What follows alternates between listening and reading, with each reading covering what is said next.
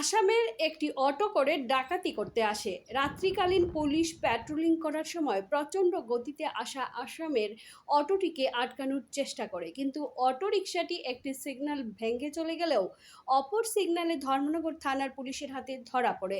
তল্লাশিতে অটোরিকশাটি থেকে কবির উদ্দিনের নামে এক ব্যক্তিকে গ্রেফতার করা হয়।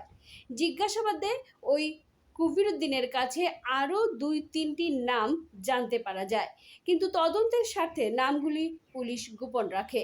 এই অটো থেকে শাবল দা সহ বেশ কিছু ভাঙ্গার এবং কাটার সামগ্রী উদ্ধার করা হয়। ধর্মনগর থানার ওসি হিমাদ্রি সরকার বিস্তারিত জানিয়েছেন। Bureau report, vision TV. Assam নাম্বারের অটো খুব হাই স্পিডে ধর্মনগর শহর থেকে ঢুকছিল। তো আমাদের নেটওয়ার্ক সেটাকে আটকানোর চেষ্টা করে, তো প্রথমে একটা সিগন্যাল ভায়োলেট করে পালানোর চেষ্টা করছিল। বেস করে আমাদের নেট মোবাইল ওটাকে আটক করে, এবং আটক করার সময় এখান থেকে 4-5 জন লোক পালিয়ে যায়। আমাদের মোবাইল পার্টি একজনকে ডিটেইন করতে পেরেছে, যার নাম কবির উদ্দিন।